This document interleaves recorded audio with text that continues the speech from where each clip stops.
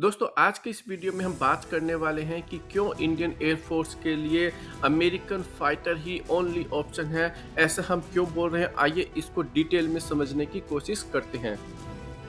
दोस्तों इस बात को समझने के लिए हमें सबसे पहले भारत के 3 फाइटर जेट्स की बात करनी पड़ेगी और वो 3 एयरक्राफ्ट है दोस्तों। एक Su-30 MKI, दूसरा है रफाल और तीसरा है हमारा तेजस फाइटर जेट्स। तो सबसे पहले हम बात करते हैं Su-30 MKI की। देखिए Su-30 MKI की शॉर्टकमिंग्स हमें 5 साल पहले ही बालाकोट स्ट्राइक में पता चल गई थी, जहां पर Su-30 MKI पाकिस्तान के F-16 और जो दूसरे फाइटर जेट्स है उसको इंगेज करने में बिल्कुल ही असफल रहा। आप सभी जानते हैं कि Su-30 MKI एक भी मिसाइल को फायर नहीं कर पाया। और अगर जो लोग इसके फेवर में अगर बोलते हैं तो उनको इस बात को समझना पड़ेगा कि भारत के अंदर ही Su-30 MKI बनाए जा रहे थे और भारत ने लगभग 272 जो है फाइटर जेट्स का प्रोडक्शन इंडिया के अंदर ही किया था। इसके अलावा दोस्तों Su-30 MKI की पर पीस जो कॉस्ट है वो लगभग 60 से 70 मिलियन पर एयरक्राफ्ट आती है, जहां कि रफाल जो है 150 मिलियन पर एयरक्राफ्ट आती है। तो इतना सस्ता एयरक्राफ्ट होने के बावजूद भी भारत की जो स्क्वाड्रन की जो संख्या है वो लगातार गिरती जा रही है और भारत ने एडिशनल Su-30 MKI के ऑर्डर नहीं दिए, जो कि भारत में ही बनाया जा रहा था। तो कहीं ना कहीं एयरफोर्स को और सरकार को ये पता है कि इसके अंदर काफ़ी सारी कमियां है और आज के मॉडर्न वॉरफेयर के अंदर ये भारत की एयरफोर्स के लिए एक सुइटेबल एयरक्राफ्ट नहीं है। और अब बात करते हैं दोस्तों दूसरे फाइटर जेट रफाल की। देखिए रफाल के हमें 126 फाइटर जेट्स परचेज करने थे, लेकिन हमने केवल 36 ही रफाल के ऑर्डर दिए। और अगर गवर्नमेंट ये क्लेम करती है कि जो रफाल जेट परचेज किए गए थे वो यूपीए की प्राइस की तुलना में सस्ते थे, तो फिर भारत ने 126 पूरे राफाल परचेज क्यों नहीं करे? क्या ये गवर्नमेंट की तरफ से एक कमी है या फिर जो है सरकार ये देखना चाहती थी कि 36 राफाल कैसे हैं?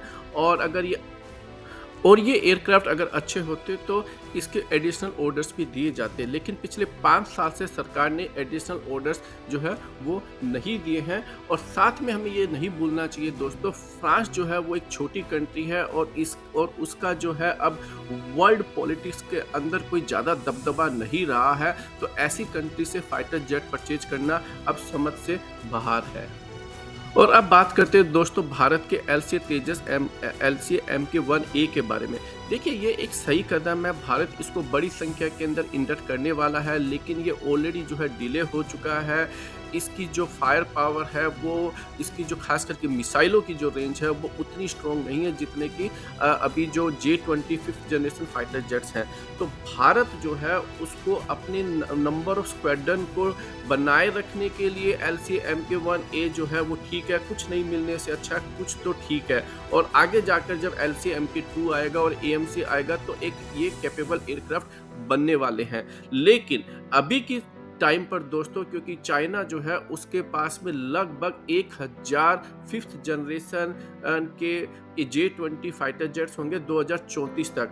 और अगर भारत ऐसा ही चलता रहता है तो भारत के पास में कोई भी 5th जनरेशन एयरक्राफ्ट नहीं होगा। तो आप समझिए भारत की जो एयरफोर्स है वो चाइनीज एयरफोर्स के सामने बिल्कुल ही ऑब्सोलीट हो चुकी होगी।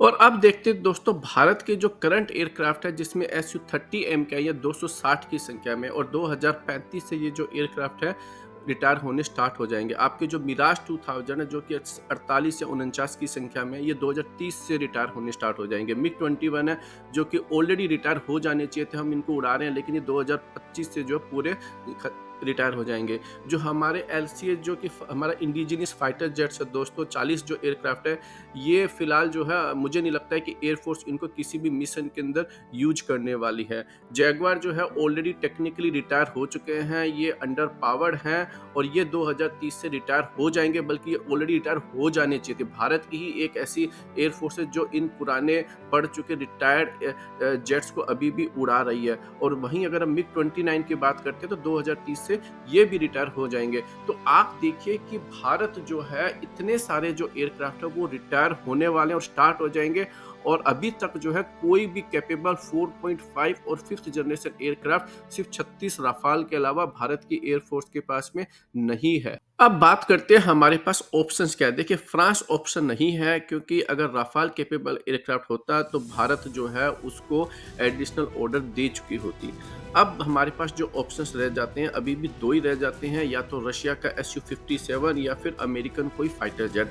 रशिया जो है वो चाइना के केस के अंदर हमारी हेल्प नहीं करने वाला है, तो इसलिए हमारा पास एक ही ऑप्शन रह जाता है, वो है अमेरिकन का, या तो F-18 या F-21 या फिर अगर F-15EX।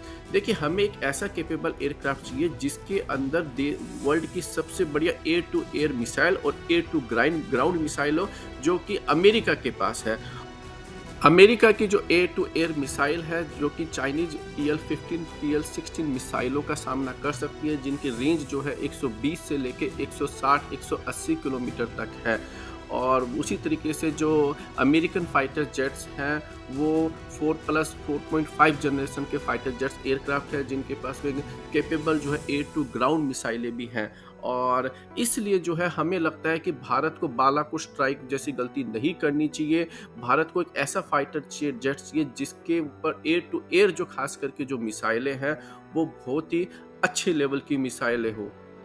प्लस भारत जो है वो अपने एडिशनल पायलट्स को इन एयरक्राफ्ट के ऊपर ट्रेंड करके रख सकता है, और अगर ज़रूरत पड़ती है तो भारत जो है चाइना के खिलाफ युद्ध होने की स्थिति में एडिशनल ऑन डिमांड मिसाइलें और ये फाइटर जेट्स जो है वो अमेरिका से ले सकता है, क्योंकि अमेरिका जो है कोई भी फाइटर जेट्स हो उसको बहुत बड़ी इन्वेंट्री के अंदर अपने फोर्सेज के अंदर रखता है। उसको जो है तुरंत जो है प्रोडक्शन करने की ज़रूरत नहीं होती है। तो ये जो है एक ऐसी चीज़ है जो भारत के लिए एक विन विन सिचुएशन हो सकती है। दूसरी तरफ भारत की जो और अमेरिका के रिलेशन और इम्प्रूव हो जाएंगे, और भारत की जो है वो रशिया के ऊपर डिपेंडेंसी भी काफ़ी कम हो जाएगी।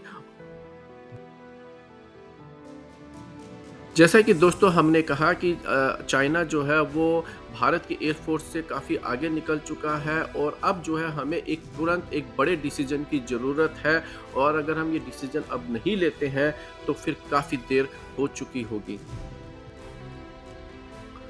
आज के इस वीडियो में दोस्तों इतना ही। आप बताइए, आप इस पूरे मसले पर क्या समझते हैं? अपनी ओपिनियन और कमेंट जो है ज़रूर कीजिए, और हमारे वीडियो को लाइक और शेयर करना मत भूलिएगा।